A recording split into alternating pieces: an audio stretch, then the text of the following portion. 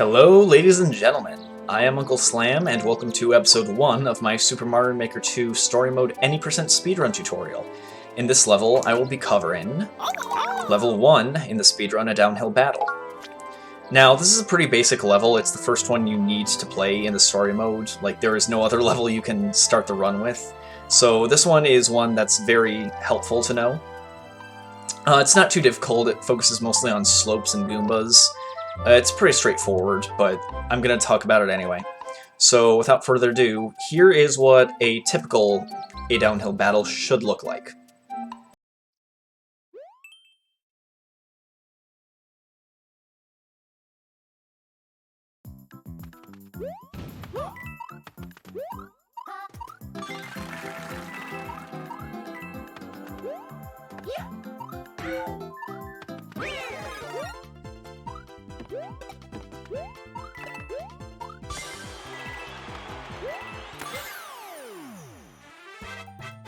Oh yeah, Mario time!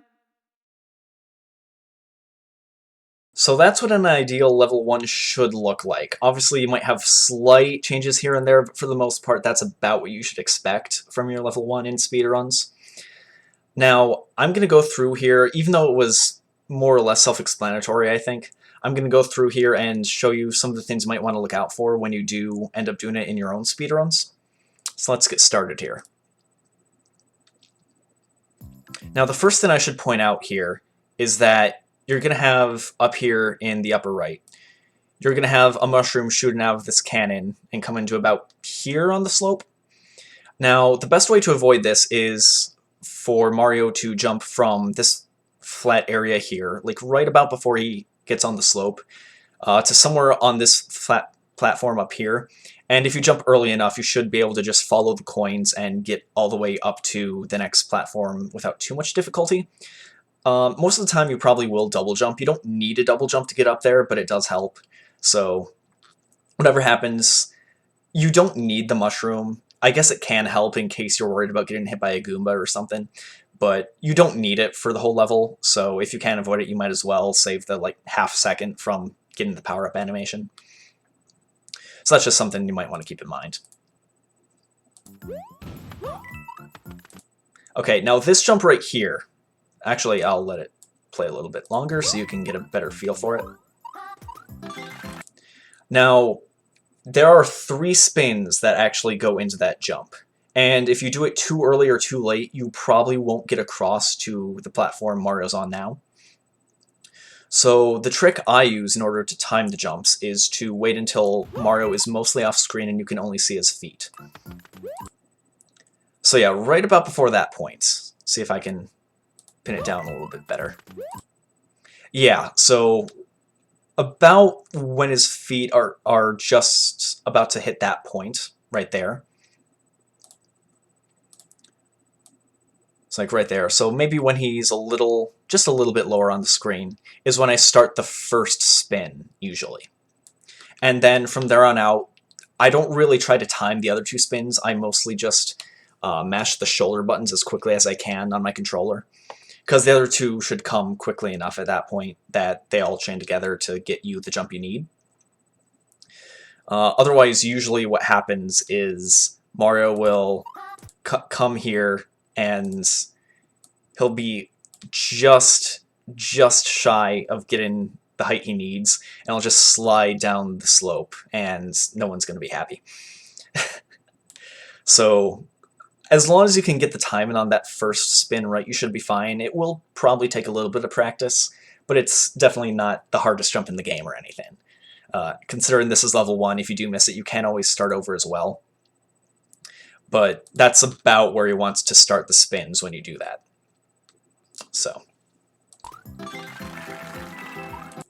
And then another thing here, you might think because there's a platform you can reach after that. I suppose you can't really see it here, but there is a platform up in the upper right section that you can also reach with a properly timed jump. You don't need to get up there because there are no coins up there, so instead what we do is we try to go down and follow the coins, because obviously the more coins we can get, the better, as long as they don't take too much time, and these are right along the way anyway. So you mostly just want to slow down enough so you can get all 4 of them and then keep going. Get the other 2 coins and then just avoid the Goombas. Now right here, these note blocks can be a little finicky. You can hit the jump button right as you land on them, or, you know, very, very shortly after you land on them. And it might feel like you get the max jump out of it, but it still won't give it to you for whatever reason. If that does happen, don't worry, that's not uncommon, it happens to the best of us.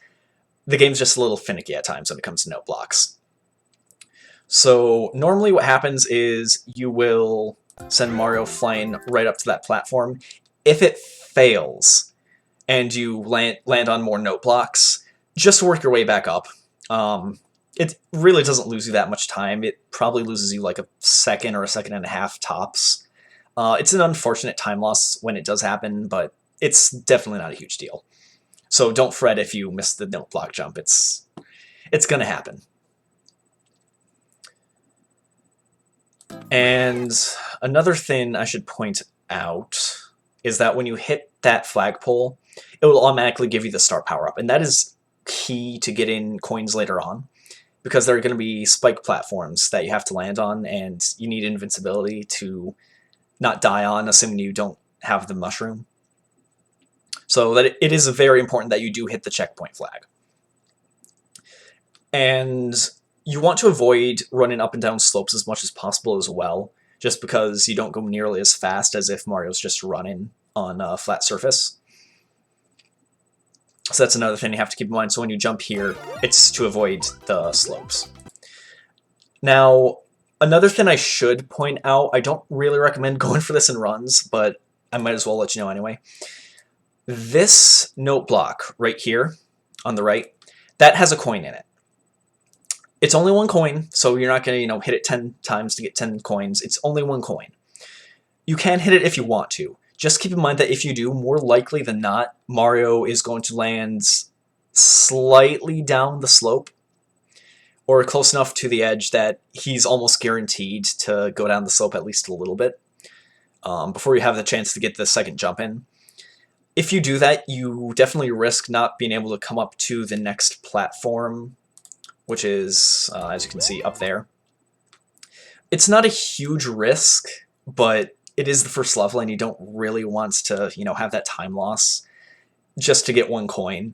So I don't really recommend going for that single coin in the note block, or in the question mark block, sorry. But you can if you want to. You might as well practice it a bit, and if you get comfortable with it, then go for it. If not, don't worry. It's only 1 coin. It's not going to matter that much. And then finally, when it comes to this coin cluster here, you ideally want to get 6 of those coins. Normally what will happen, if Mario just runs straight through, is he will collect, I believe, 4 of those coins, or possibly 2 of them. So what you'll see Mario do here is slightly turn to the left. So he slows down just enough so that he can collect all 6 of these coins right here,